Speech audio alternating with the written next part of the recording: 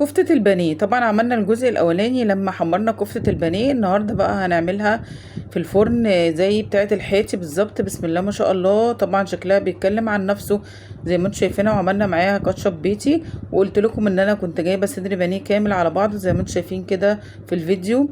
خدت جزء عملت كفتة بانيه وحمرناها في الزيت، والجزء التاني اللي هو اللي هو نص الصدر قطعته زي ما انتم شايفين مكعبات، وجبت عليه جزء كده من اللية بتاع 50 جرام، وهنفرمهم في الكبة فرم ناعم.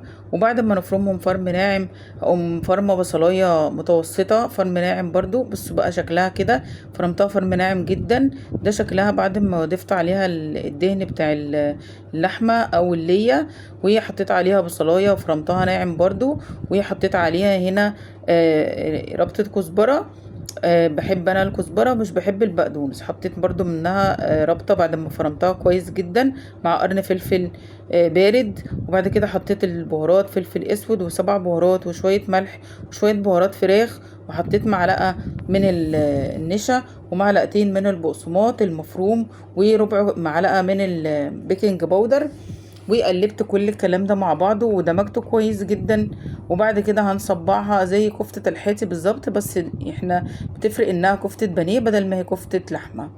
طعمها بيبقى جميل زي ما انتم شفتوا معايا في اول الفيديو، بتبقى يعني حلوة من بره، واخده لون كده جميل، وفي نفس الوقت دايبه من جوه كده وجوسي وجميله جدا. صبعتها كده على السيخ بتاع الفرن ده عندي كده، بستخدمه في تصبيع الكفته. وهنخلص بقى الكمية كلها، وبعد كده هقوم واخداها طبعا مدخلاها الفرن بعد ما احط شوية زيت صغيرين في قاع الصينية، واسيبها في قاع الفرن كده تستوي على نار هاديه. بعد كده بعد ما استوت زي ما انتم شايفين كده شكلها، جبت جينا عندي معلقه من الكاتشب وحطيت عليها معلقه من الزيت، او معلقه طبعا من الصلصه المعلبه، وحطيت عليها معلقه من الزيت وشويه بهارات فلفل اسود حاجه بسيطه وشويه ملح.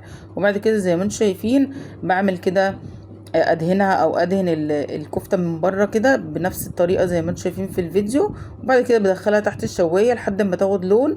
وده كده بعد ما دهنتها، ودي كده بعد ما دخلتها تحت الشوايه بتاع 5 دقايق خدت اللون الجميل دوت. بسم الله ما شاء الله.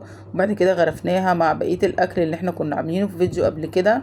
بسم الله ما شاء الله. شايفين طبعا تسويتها من فوق ومن تحت واخده لون جميل. وممكن كمان تحط لها فحميه تاخد طعم الشوي. ما تنسوش اللايك.